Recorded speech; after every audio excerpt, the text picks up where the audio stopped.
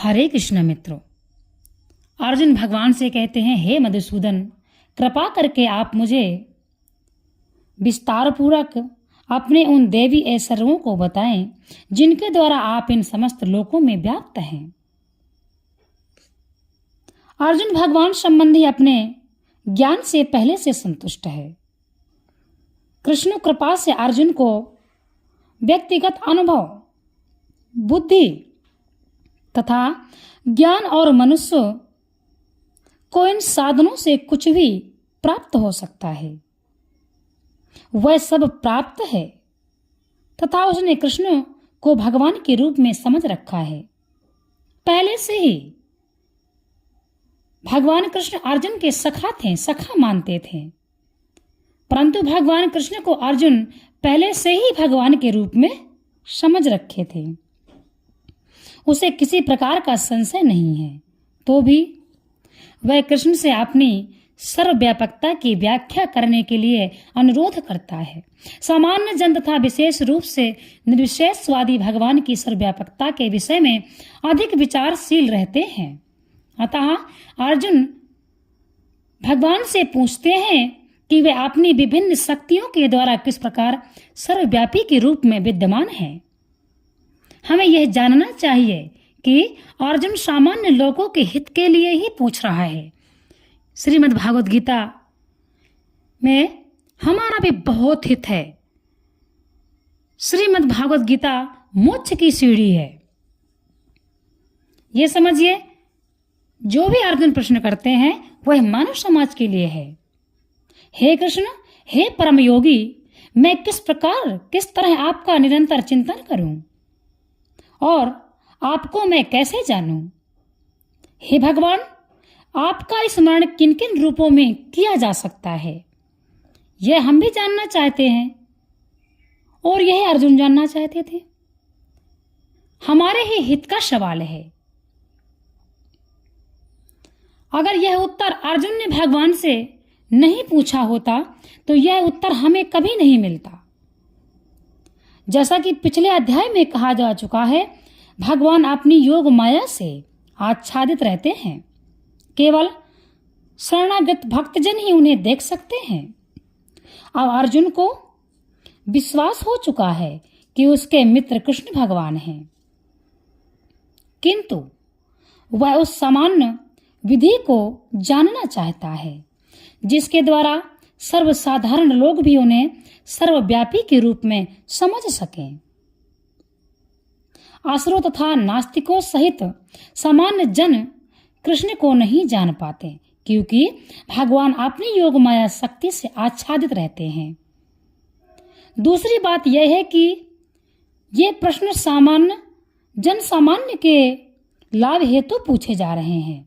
उच्च कोटि का भक्त केवल अपने ही ज्ञान के प्रति चिंतित नहीं रहता, अपितु सारी मानव जाति के ज्ञान के लिए भी रहता है। अर्जुन वैष्णव या भक्त होने के कारण अपने दयालु भाव से सामान्य जनों के लिए भगवान के सर्वव्यापक रूप के ज्ञान का द्वार खोल रहा है।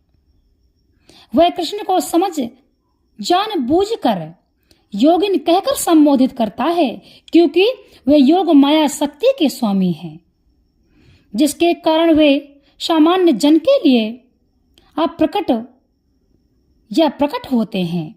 सामान्य जन जिसे कृष्ण के प्रति कोई प्रेम नहीं है, कृष्ण के विषय में निरंतर नहीं सोच सकता, वह तो भौतिक चिंतन करता है। अर्जुन इस संसार के भौतिकवादी लोगों की चिंतन प्रवृत्ति के लिए विषय में विचार कर रहा है।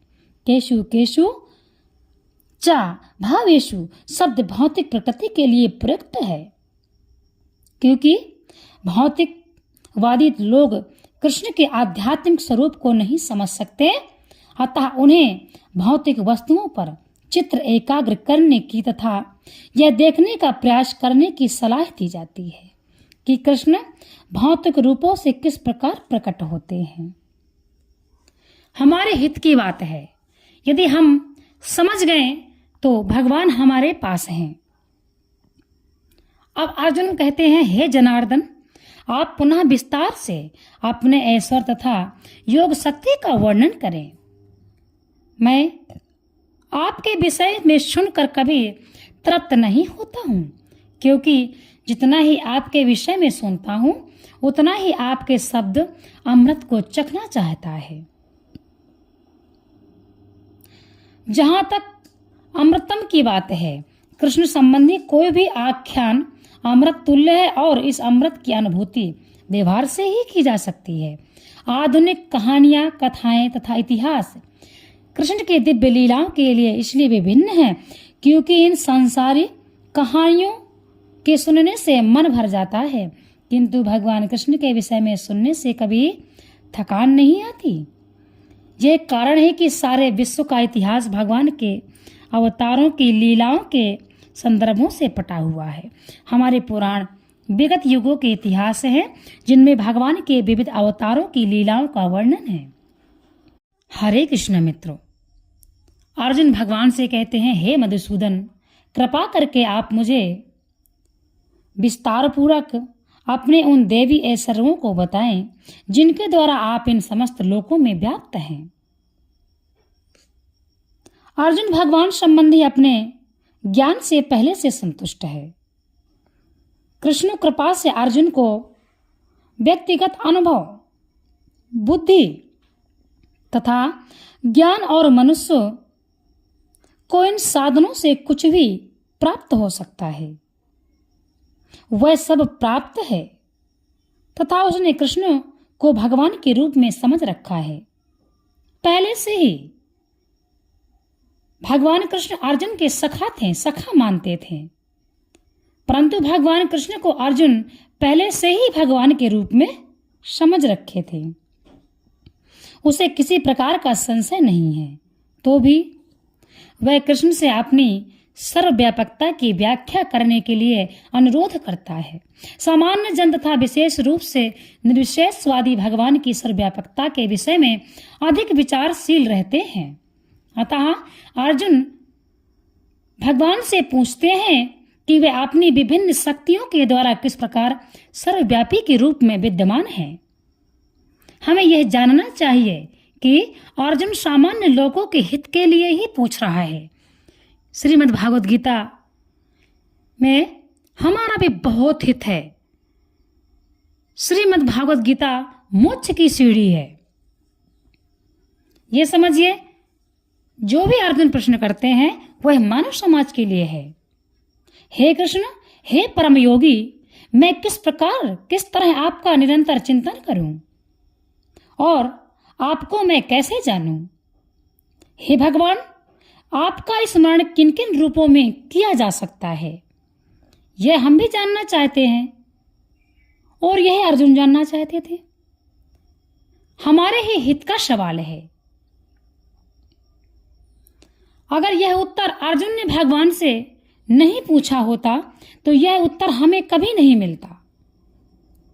जैसा कि पिछले अध्याय में कहा जा चुका है, भगवान अपनी योग माया से आच्छादित रहते हैं।